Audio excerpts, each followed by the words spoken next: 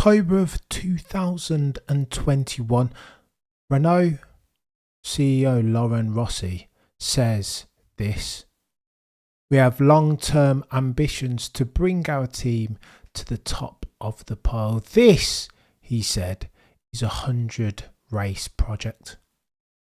Between now and then, this has happened. Laurent Rossi, gone. Safnauer, gone.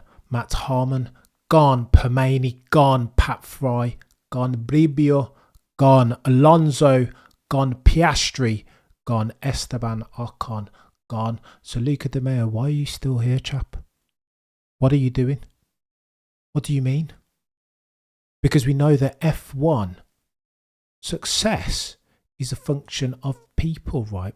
The talented ones that you bring in and how long you can keep them. Intellectual property is all in the sport that we call Formula One, and you've managed to let those people go out of the door. Listen, I'm not having it. This isn't me walking back the Esteban Ocon criticism. Absolutely, he is worthy of critique. Some of those incidents that we discussed aforementioned are dismal. Cardinal sins, crashing into your teammate each and every single time. But this is deeper than rap. It's broader, right? Sometimes you've got to take a step back and see the wood for the trees. Let me ask you this question, chat, because this is interesting now. If you're a team principal and you know that Esteban Ocon and Pierre Gasly have beef, a history of beef going all the way back to 2008 when, competing in their national championship, Pierre Gasly overtook Esteban Ocon on the final lap but then was later disqualified. There is a Netflix Drive to Survive episode that documents all of this. Knowing that information and holding yourself to sound decision making as an F1 team who harbours ambitions to take top steps within 100 races. You're telling me that you think it's sound decision making to put Esteban Ocon and Pierre Gasly in the same car and anticipate success and think that they're not going to butt heads? Surely we're barking up the wrong decision making tree here, Alpine. Surely you let all those key personnel go out of the door and then you put two bulldogs in Pierre Gasly and Esteban Ocon. Two chaps who've been staring at each other from different sides of the fence for the longest time. Who you know do not get on. This is not unknown variables here. No X factors. This is known information. Yet and still you fall in love with trying to have a French pairing in the team. In French Alpine. What are we doing, chat? Beggars belief here. It's bonkers, genuinely. Visual, pure French delusion, says Matt Gallagher. And I don't want to disagree. Honestly, it is bonkers. It just doesn't stack up when you put on your logical cap, does it? Where do they go from here? I have no clue. And again, listen, this is quite important for context. If we're talking the 100 race project, when was 100 races? Remember, he said that in October of 2021. At the end of 2025, it will be 99 races. What are we saying, that Alpine are going to start winning races as at 2026? Are you having a giraffe? There is nothing they can do. You might even want to argue that getting rid of Esteban Ocon, mistakes notwithstanding, takes them a step further away from this mythical 100 race project. Are you having a laugh? I can't even take that seriously. And again, for the avoidance of doubt, this isn't me saying Esteban. I'm not walking back any of the criticism. Esteban Ocon, you can't crash into your teammate with that sort of frequency. Not in the cost cap era. Not when every penny counts. And especially not in an Alpine team that are competing mid-pack at best. Surely then, cost cap era, this whole thesis matters more. Every penny counts more for Alpine than it would a Mercedes or a Ferrari, say. I'm not walking it back. However, this is part of a bigger picture when you take a step back, see the wood for the trees. Alpine absolutely have to take some responsibility, because Esteban Ocon potentially will get another seat with Sauber sniffing around him, Haas to fancy him along one Ollie Behrman. He will get another drive potentially. This isn't the end of Esteban Ocon, because he's a decent driver, and drivers with those type of skills are a rarefied entity, right? He'll get another drive. But what about Alpine? Who are they going to put in that seat now? What, Bottas? Bottas sounds like he's already at Sauber. Who then replaces Esteban Ocon? Carlos Sainz Jr.? I doubt it, mate. Really? Is that where we're going with this? I don't know, Steve. It's bonkers. Especially when no one's buying your motors, bro. Macon. It doesn't. We talked about this already as well, right? Marketing only works if you are Alpine, if you are doing well. Nobody doesn't want to put your sponsorship on that car when all it does is crash and DNFs. That's poor. That's good money after bad, right? Why would any sponsor want to be affiliated with Alpine? I don't care whether it's Anthony Joshua or Ryan Reynolds. I don't care how many stars want to invest via their bloody consortium. I don't care. This matters not. I would care as a sponsor of that team how well they're doing, or how poorly, as the case may be. Bloody chaos. Here's Lawrence Barretto chiming in, who understands that Esteban Ocon doesn't have a deal for 2025 yet, but Haas, Sauber, Audi are very interested in him. Believe Ocon, this is the interesting bit, Lawrence Barretto, the legend that is, believes that Ocon found out about his Alpine contract not being renewed even when he was in the sim at Enstone last Thursday. That's bad practice, ain't it? That you can't, come on. But you gave him the news when he was in the sim. Doesn't feel right. Alpine aren't conducting their activities in a way that's befitting of a future champion. And again, if you're talking about the head honchos at Alpine, you've got to get them invested, right? If they're not interested in F1, if they're looking to divest out of producing engines for themselves, then they're already 1 foot out the door, right, as far as this F1 project. Ergo, it's not going to go well. You need the top brass well invested. They need to be leading the charge in this, if indeed that mythical 100 race plan ever has a chance of coming to fruition. Lest we forget as well, and again, just to illustrate that this is a pail with many holes in it in Alpine, the F1 team. Lest we forget Oscar Piastri fiasco that Red Bull were on threads taking the mick out of. Red Bull said of the Oscar Piastri, of the Esteban Ocon announcement even, conjuring images of the Oscar Piastri fiasco less than 24 months ago now. We understand, quote, that without our agreement, Alpine F1 have released a statement regarding Esteban Ocon causing wild speculation over our stay tuned announcement. Oh, the humanity. What are we doing? Red Bull out here bantering and jibing Alpine, but they are worthy of banter and jibes. That Oscar Piastri incident will go down in history. Surely, if you have a jewel, an asset at your team, one of the best young drivers that we've seen, and again, F2 in his maiden year, F3 to back to back. If you have that chap in your midst, on your roster, on your payroll, then surely you would set up your legal team to ensure that the contracts were ironclad. We cannot be negotiating over social media. Surely, if your legal team are on their P's and Q's right, dot your I's and cross your T's. You can't lose Oscar Piastri through the cracks by virtue of legal ineptitude. This makes no sense. Incompetence. Listen, we go in on the FIA, and I think the FIA are absolutely worthy of criticism on a gazillion different accounts at this stage. But you might even argue that Alpine are more worthy of criticism. There are more facets, right? Their incompetence as a structure, as a beast, is layered. It's all over the shop. Legal, performance, operational, human resource. Which one of the aforementioned isn't full of holes, cracks and incompetence. What are we doing, Alpine? You can throw that. You can throw your 100 race plan in the bin, chaps. Not going to work. Macon, I feel bad for Pierre Gasly. Don't feel bad for Pierre. He's all right. Pierre will work it out. Pierre won't be there too much longer. This is a placeholder drive for Pierre Gasly. I think he's come out all right out the back of this, you know. He'll look like a hero somehow. McLaren, Jay, a Cayman or Alpine? No-brainer, is it? I don't even know. Are you talking about, like road cars? Is that where we're going with this? We're going to start talking Cayman GT4. McLaren, not a bad vehicle. Andre says, Victor Martin might get promoted, you know.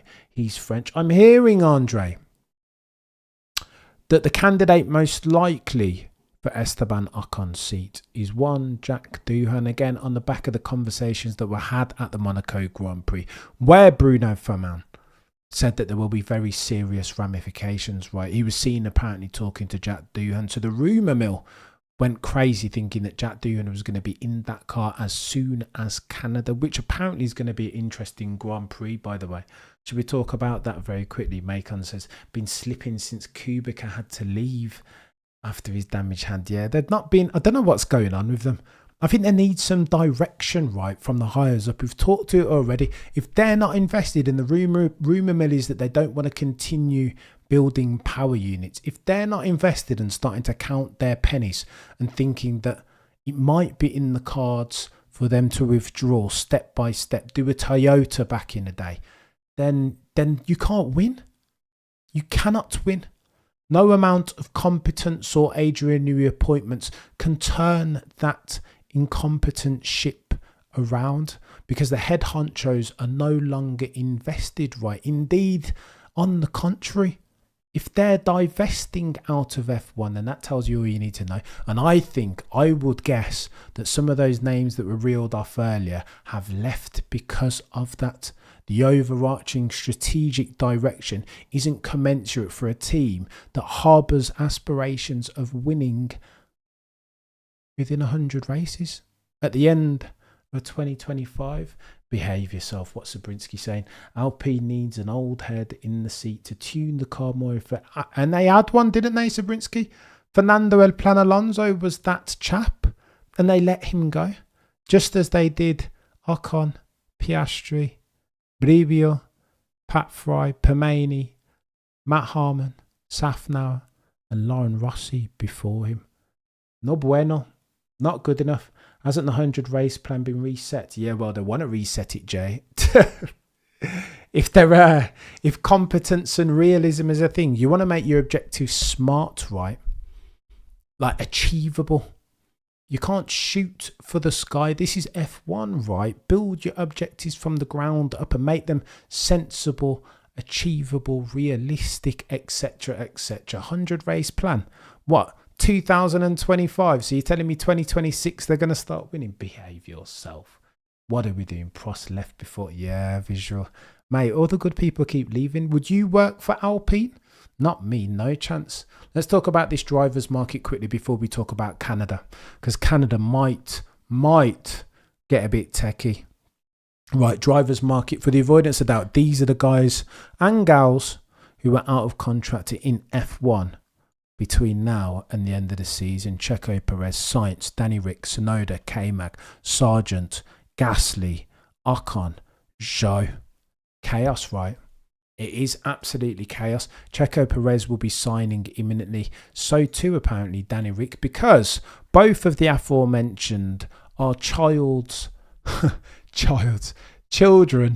of one Christian Horner, right? Highly favoured and blessed, because they curry favour with Christian Horner. Christian Horner indeed is protecting both of his charges in Checo Perez and Danny Rick, notwithstanding their material underperformance. We talked about Checo Perez the other day. What is he doing? Turn 1 Miami, you're having a laugh. Failing to get out of Q2 a couple of races back. Failing to even get out of Q1 at Monaco. And still that dude is the dude that you're going to extend his contract. I mean, really? F1's a meritocracy, yeah? And karmic justice is a real thing. People get what they deserve, don't they? Bloody Nora, Checo, but I'd fail to, it honestly beggars belief how this is transpiring for Checo Perez. I know that there's money involved. Carlos Slim, 60% of Merc sold in Mexico. That all is absolutely relevant.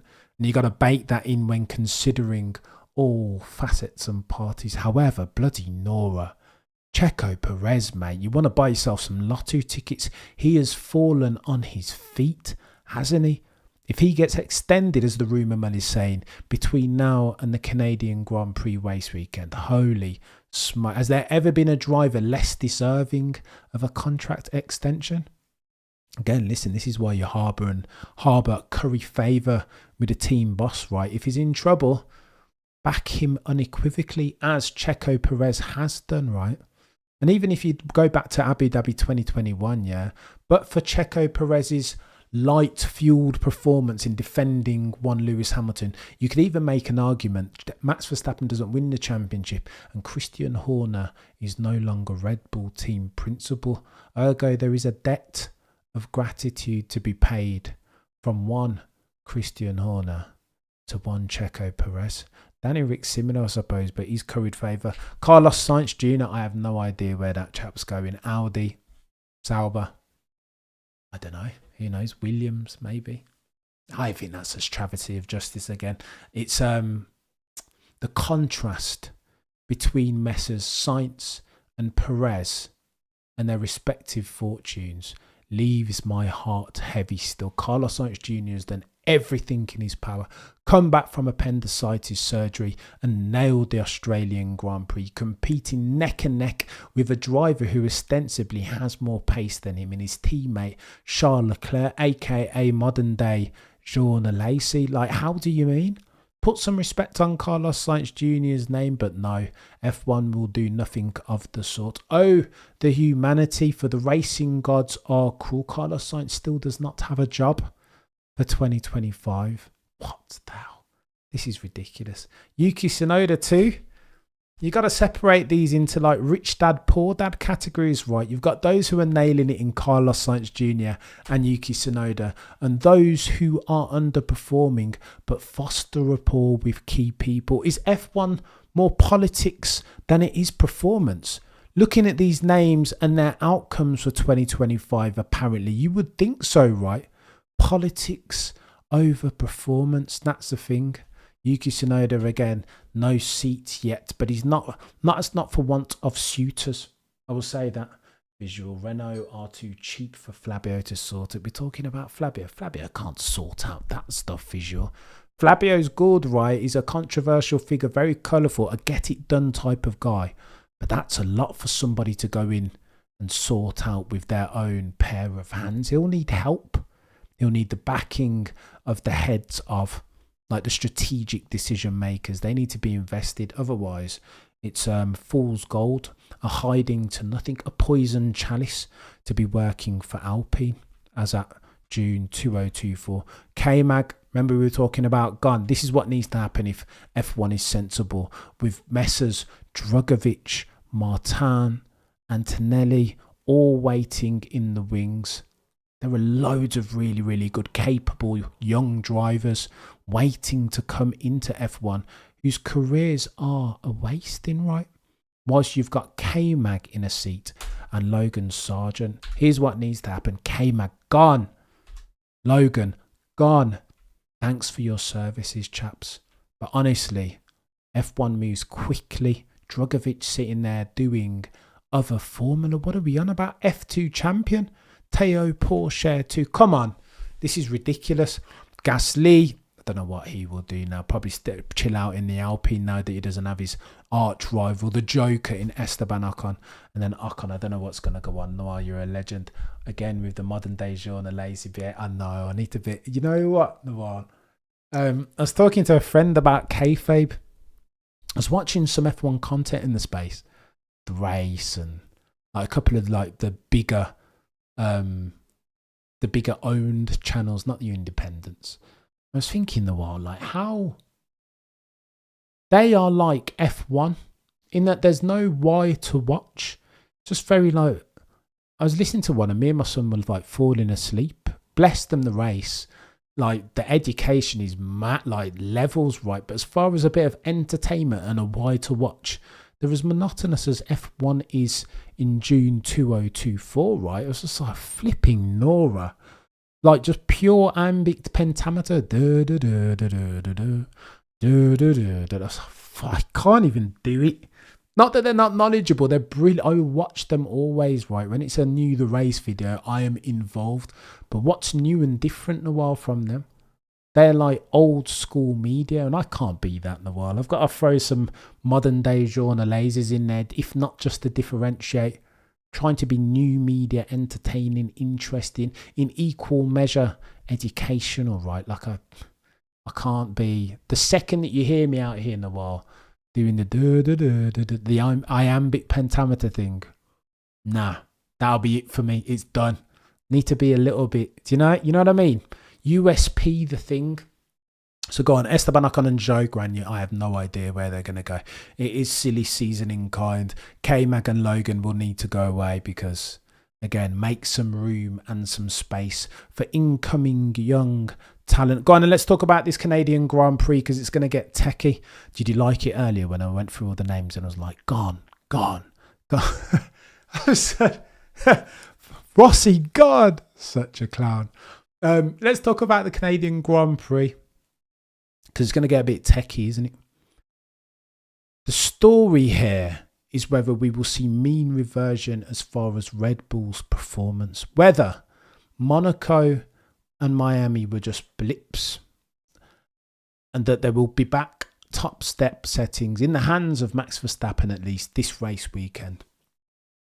It depends who you believe, right? Max Verstappen thinks that the curbings, and again, the problem has been curbing, right? That they need to, in order to get the best out of that RB20 machine, you need to run that suspension super stiff, particularly from a lateral perspective.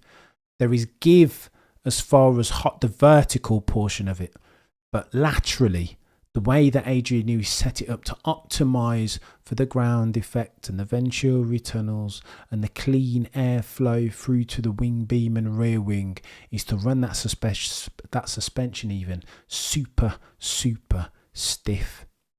The downside of that, and of course in every F1 equation there is always downside to counterbalance anything, and the downside of running that suspension super stiff is that curbing, if you've ever played the F1 game, any which one iteration of them, 23, 24, whatever, if you've ever played an F1 game and you set the suspension up super stiff, it's going to be fast and super twitchy, right?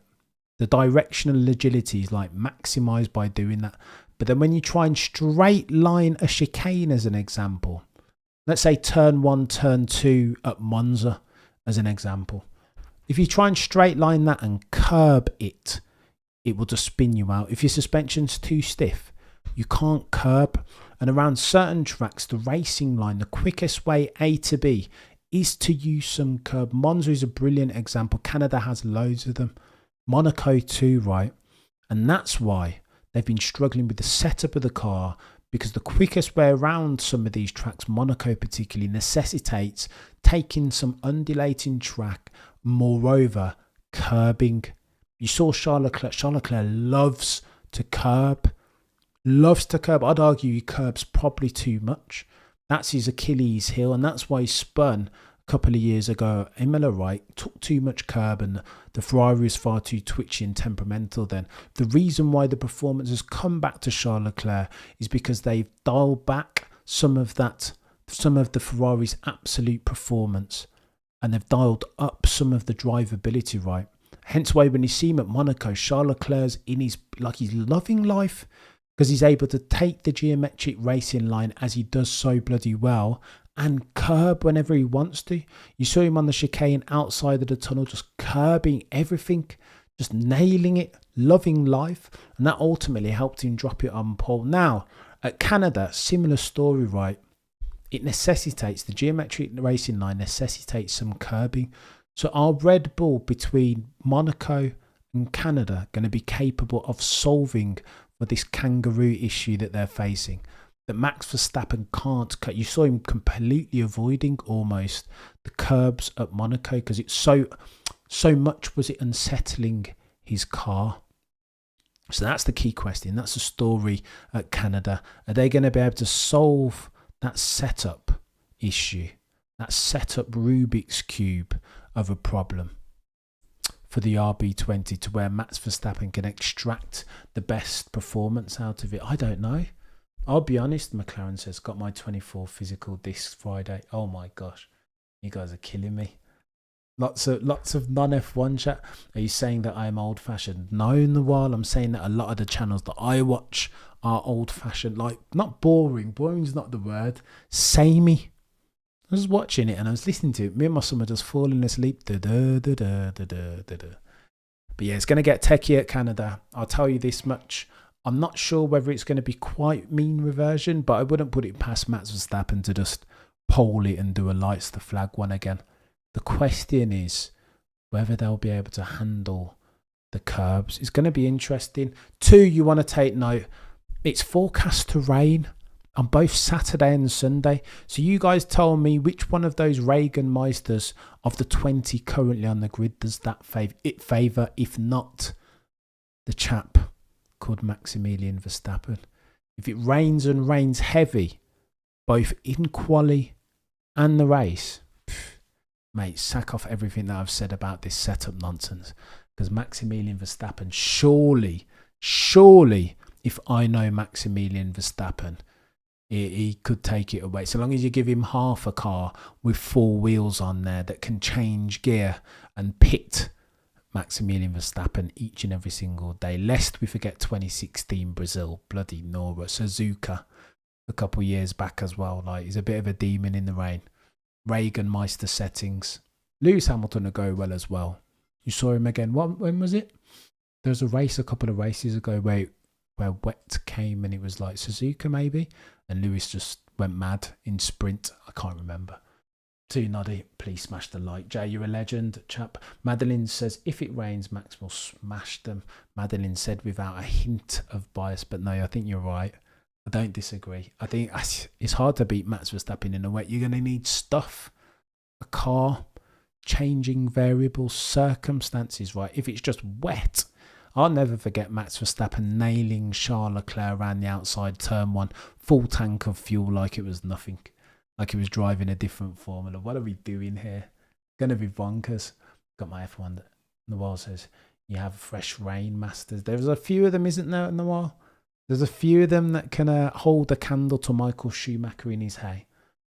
That chicane to Wall of Champions, says Jay, might be an issue for Red Bull. This is the thing, right? Can you imagine if the Wall of Champions exacted its revenge as it has done on so many champions previously over humanity?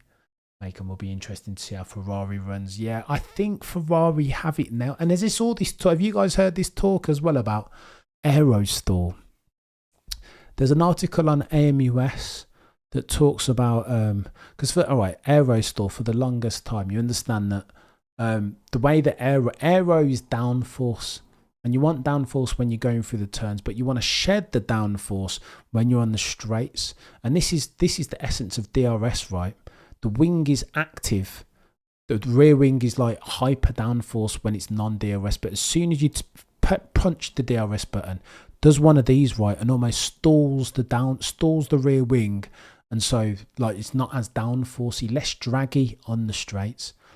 Now the chat is that Red Bull have been doing something like this for a while, as far as this Aerostore, something to do with the suspension and the underfloor, whatever else. But they've been doing something like this for a while now, courtesy of the Adrian Newey God tier suspension. Imagine active suspension. It's not quite active suspension, but it does a similar thing. Active suspension being banned in June of 2024. But imagine a similar thing. The word on the curb per AMUS is that other teams are understanding this now. Please see RB Visa Cash App. Now remember, they were struggling last year, but then towards the latter stages, all of a sudden they were like market lit. They were quick, weren't they? Purple sector settings. AMUS says that the reason why they got quick was because they'd sussed out or borrowed that aero stall stuff from their parent team. Now, however, in June of 2024, other teams are cottoning on and doing something similar. McLaren potentially, Ferrari potentially, Mercedes potentially. And this is why you're going to continue to see this gap between Red Bull and the rest of the field converge. You wouldn't expect any different, right? We are towards the end of a rule and reg set, and this always happens. I would have loved for it to happen earlier, but as is the way, law of diminishing returns et al. Towards the end of a rule and reg set as we approach 2026, these guys will catch up Red Bull. Adrian Newey has said as much, by the way, that he expected. He goes that they were reaching the highest potential ceiling of that RB20.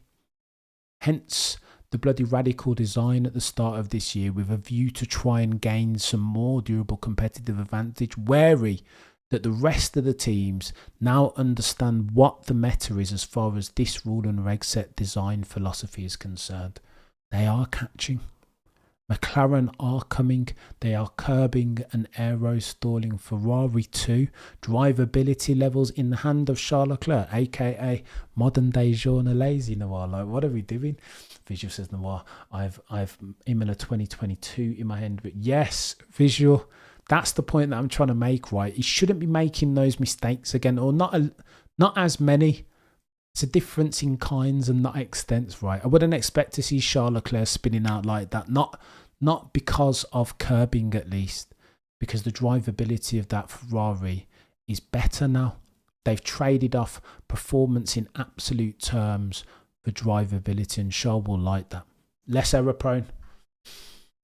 Why won't sponsors back Williams in that case? Well, because they got to deliver, haven't they? Bravo.